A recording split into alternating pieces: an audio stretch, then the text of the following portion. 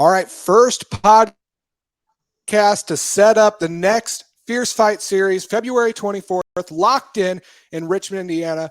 First set of opponents here. Hitman, Levi, Hicks. Jacob, how you doing, man? Pretty good, bro. How about you? Not too bad. Levi, how you been, man? Oh, I'm good, brother. I'm good. Yourself good? A little bit of mountain man up there. Oh, yeah. Been in the Overall, woods all summer. Got to keep warm for the winter. Fair enough. Hey, paddle a couple of them kicks, you know what I mean? Yeah. Don't need no padding. Got a hard head. Fair enough. Hey, Jacob, first of all, last time we talked, kind of go straight into things here. We just talked about padding the kicks. You're kind of like a boxing background. Are you kind of not trying to give away your game plan here or anything, but are you planning on trying to incorporate any kicks? I know you guys got a lot of kicking power in your gym that you can learn from. Yeah, I mean, I've always known how to kick. It's just, I've always been naturally a boxer, but yeah, bro, I want to showcase some stuff, bro, some new stuff, but yeah. Levi, what are you most looking forward to from fighting Jacob coming in February 24th? 135 weight class, right? 135, that's right. Well, I mean, aside from the fact that it's my first fight back in a year, I'm excited to showcase how I've changed my fight style. I had an opportunity to go back and watch a lot of my old films and take time out of the fight game and see things I didn't like, things I wanted to improve on. So I've been spending a lot of time increasing my fight IQ and just changing up my whole game plan and style. I kind of found that I started with the kind of counter base, but I'm an aggressive fighter, that's what I'm looking forward to in this fight. That's why me and Jacob reached out to each other. When I watched him fight Preston, I knew that was the fight to make. I approached him right after, all respect, told him straight up, we're the fight to make. I'm looking forward to getting in there and fighting somebody who's going to meet me in the middle and make it a scrap. Hey, all the opportunities you've had to come back earlier, especially in your, you train at Subdue, just had a show January 13th in Connorsville. Why right now in Richmond? And especially more than that, why Jacob Neathery? Well, what makes him that fight? We're going to keep it 100. And as you being the matchmaker, we'll be honest, because honestly, Jacob was the first dude that agreed to do it. I was told by the matchmakers leading up to this, a lot of dudes said no. And I get it. When you get to a certain point in the game, you got to take smart fights, especially when you're a lot of us are about ready to make the switch from amateur to pro and stuff. It don't make sense to take super risky fights, and you're wanting to build up your name. So it's hard sometimes when you got a reputation as being a dude that's aggressive, that's looking to come and get, take a fight to you. That's a lot to put on your shoulders when you're looking to make a name for yourself and build. And, Jacob has a similar mindset to me on that. I think he's just, like I've said before, I'm a fighting man, dude. These guys are pretty MMA fighters, and that's cool, but I'll fight you anywhere. I'll fight you in a bar room. I'll fight you in a back alley. I'll fight you in the street. Wherever you want to get it, we can get it. And that's the kind of dudes I want to fight. I don't want to waste my time with dudes that aren't preparing. I don't want to waste my time with dudes who ain't in a real gym. Jacob's a coach, and his team is pretty successful. So I think it's a good test for me, and I'm just ready to put on a good show for everybody. Jacob, what made you accept the fight first? Well, first of all, I'll fight anyone, anywhere, anytime if the preparation is right, And also, I mean, come on now. I've watched his fights in the past. Like he said, he'll meet you in the middle and throw down until someone, either goes to bed or someone gives up. So it's going to be a barn burner. I'll just say that. Hey, what kind of preparation are you guys kind of going into? Both Jacob, you're coming off of an exhibition, but Levi, you're coming off of a year without even fighting at all. Obviously, you've been training some. But what does your preparation look like differently from when coming off of a recent? Well, it's like I said, reevaluating the whole game plan, going back to stage one, seeing where it went wrong, keeping a healthy mindset, not letting one bad night change, my whole future. it's really just been a determining force in getting me back in the game. I had to take time out, and I had to get my mind right. I had to get myself right so I could come back and give the best fight I can. If sometimes if you come off of a bad loss, it's people don't want to engage and all that. That's not me. I'm coming to fight. So it made me a more aggressive kind of fighter, and it's gonna turn into a more explosive fight in the long run. Jacob, what's your preparation looking like on a shorter camp than what you traditionally would have? Levi's coming off of a year without a fight. You're coming off of what, 2 months? Yeah, well, that's the thing. Regardless on if I have a fight or not, everyone in the gym, I treat it like they're about to go fight. So we stay prepared so we don't have to get prepared. I'm sure you guys have heard that saying before. We stay prepared just in case, any short notice.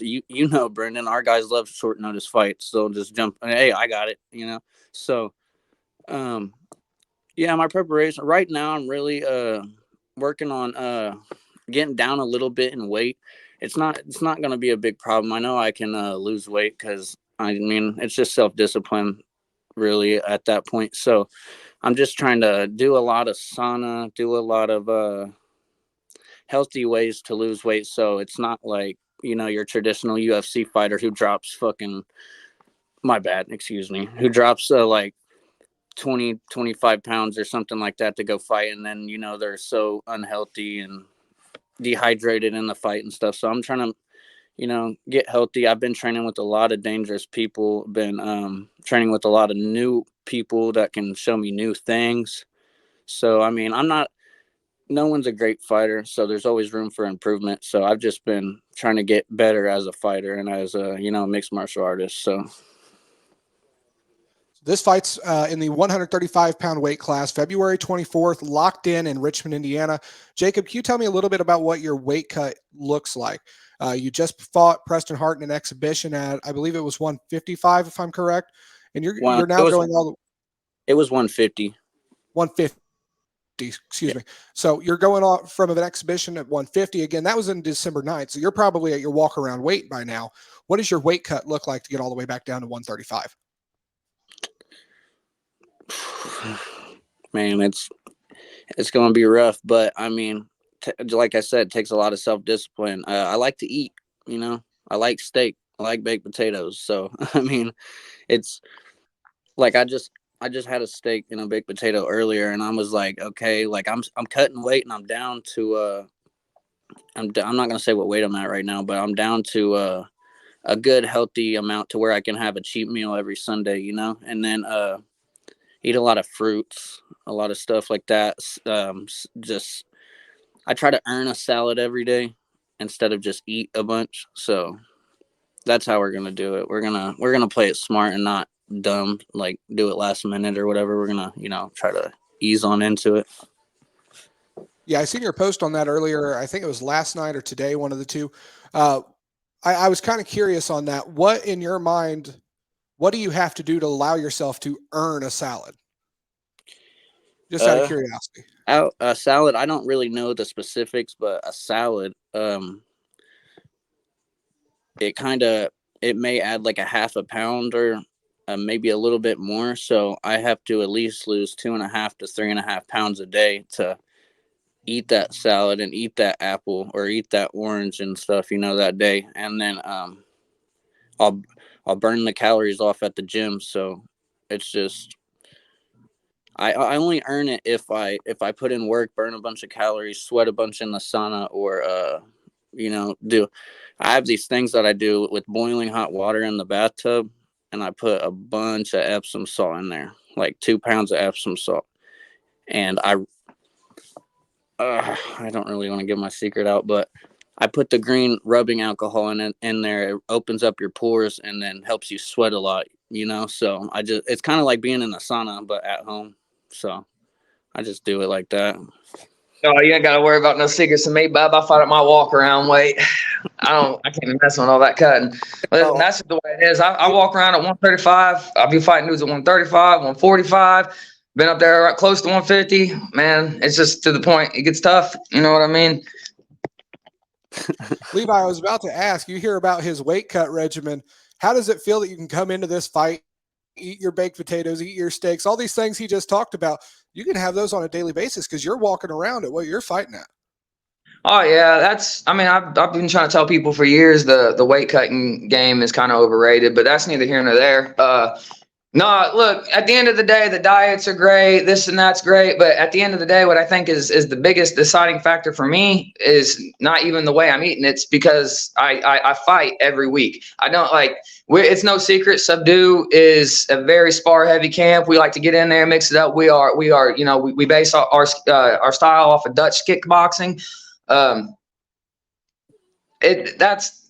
There is no secret. You know what I mean? To me, I don't sit here and I don't you guys have seen my posts and stuff leading into fights. I don't sit here and try to be I just tell it how it is. I'm going to go in there and I'm going to fight you. I'm not trying to do nothing fancy or pretty or nothing like that. I want to come in, I'm going to punch you in the face. That's why for me, and I think that's why I'm marketable. Let's be honest, man. Stuart Hamby, he hates me. He hates me. He's my friend, but he hates me. Why? I cuss like a sailor. I drink like a fish. I like to party. I like to fist fight. I like to say subdue or fuck you. And it's a problem. But at the end of the day, that's why they love me, man. That's why my people love me. And I need to stress real quick, but above all else, that's the thing I'm most excited for. Waiting for a year to fight. Every time I go to a show, I have people come up to me, bro, when are you fighting again? You're my favorite fighter to watch. I don't care what happens, dude. I just know when you get in there, you get after it. And that all leads back to my point of why it had to be me and Jacob this fight. I can't give these guys a tune-up fight. I got to jump right into the hot water. That's just my style. So give me the toughest boys. Give me the coaches. You know what I'm saying? Give me the guys that are going to make me sweat a little bit. I'm ready to bleed, brother. Yes, sir. Hey, man, I want to ask you, and you guys can, I'm asking you both here on this, and you guys can answer respectively on your guys' own. Whoever wants to go first, go first. Let me ask you this. Last time we seen 7-6-5 top team and Subdue kind of, interacting with each other was back November 4th. And, head coach for top team, Jacob Neathery, and then Chris Flug kind of got into it a little bit. Is there still a little bit of beef between you guys, 7-6-5 and Subdue, or is this kind of settled? It's just a friendly matchup out of respect. What are we looking at here? What can the crowd expect coming in February 24th? Hey, I'll be the first to tell you, the Nightmare doesn't need no man to step in on his behalf. Chris Flug will fight if he feels like he needs to fight someone to make a point. But this ain't about Chris Flug and Jacob Neathery. This is about the Hitman and Jacob Neathery, and that's the only fight that either one of us is even thinking about or even focused on. Yeah, we kind of did, get into it, but it really wasn't nothing serious. It was just a little, agree to disagree, but, because, Devontae's my dude, you feel me? And he was fighting Devontae that night, and, we already had words before then and stuff, but, after I hashed it out with Preston and stuff, we all became cool. I ain't got nothing against Levi just because he's Subdue or anything like that. We're cool, you feel me? It's not like we're best friends or nothing, but he's my dude. I don't have no problem with none of them. At the January event, I was chopping it up with all of them in the locker room. You feel me? We were just chilling. That's what I'm saying, man. And a lot of people I feel like need to put a lot of weird heat on things. Look, bro, I can think you're a cool dude all day, but at the end of the day, if I can break your nose, I'm gonna break your nose. If I can break your jaw, I'm gonna break your jaw. I expect the same from you. You know what I mean? Yeah, we all love fighting. We're all fighters and stuff, So when it's fight time, it's fight time. After before we can show respect, but when it's fight time, it's fight time. You feel me? Absolutely.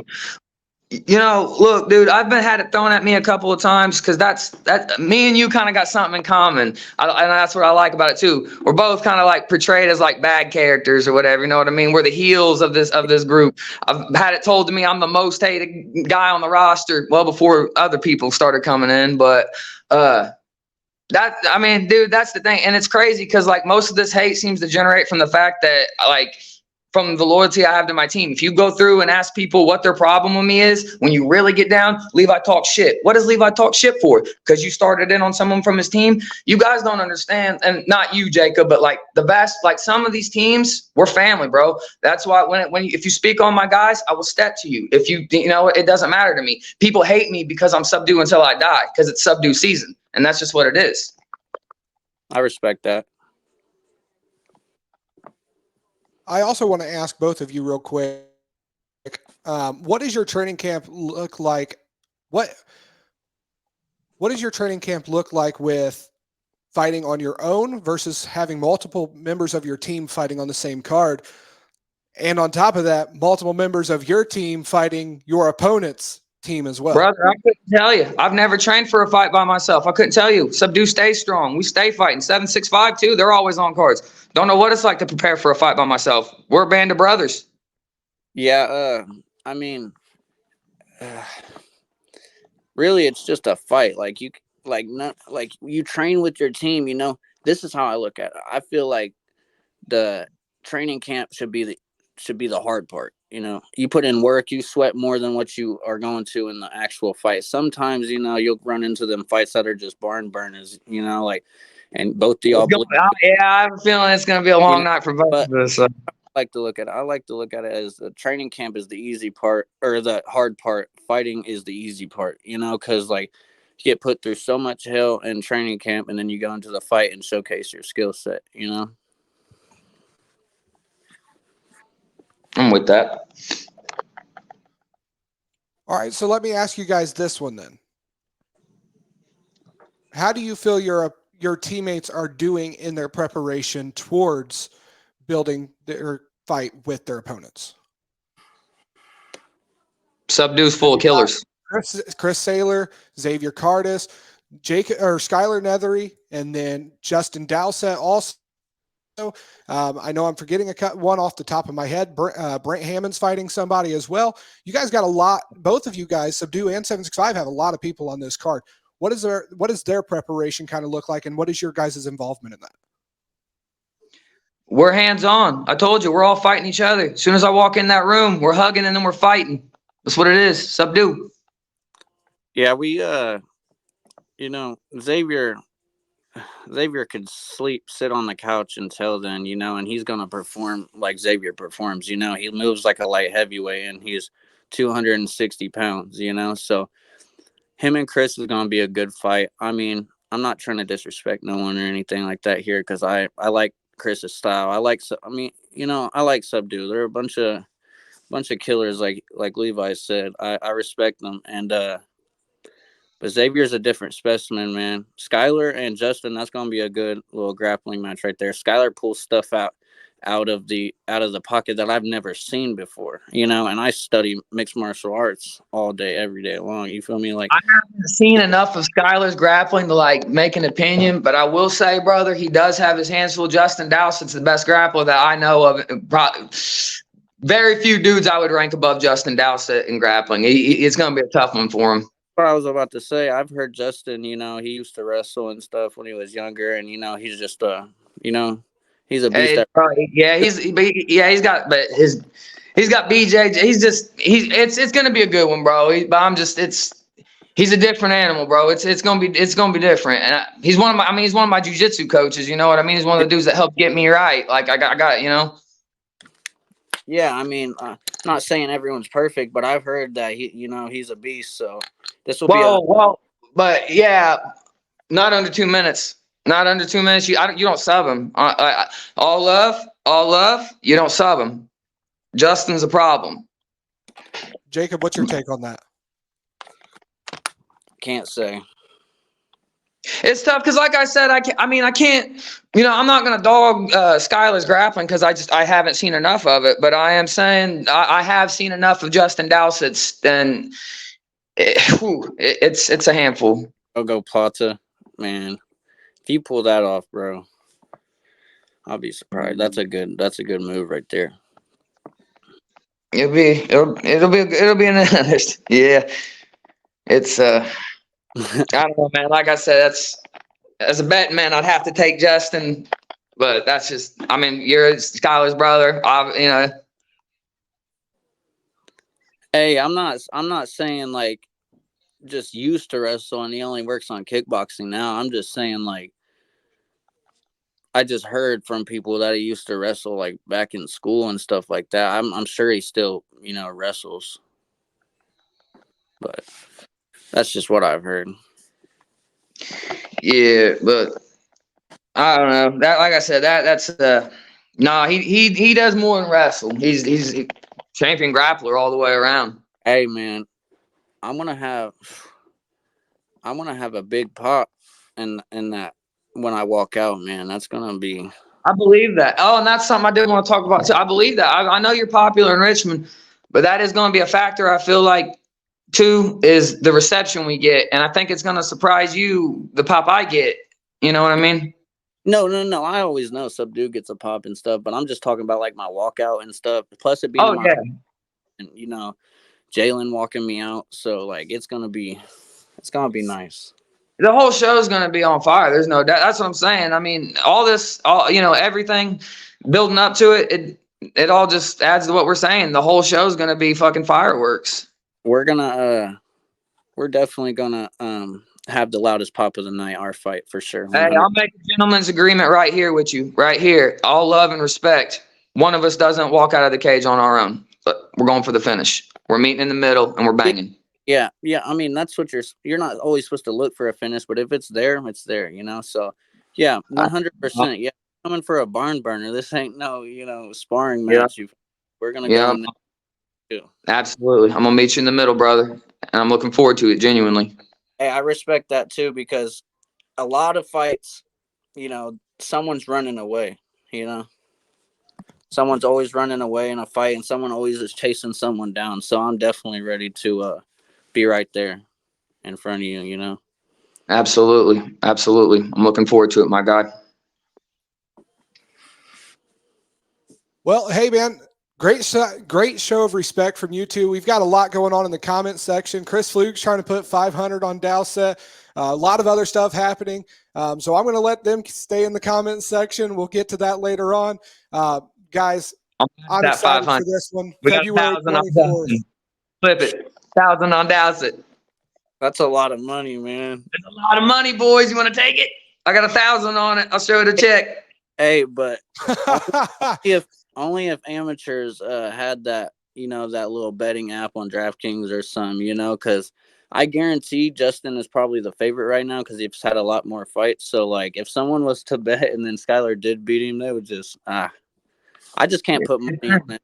I'm not putting money on no amateur fights. I respect it. Hey, besides Xavier, Chris, maybe because you're a heavyweight.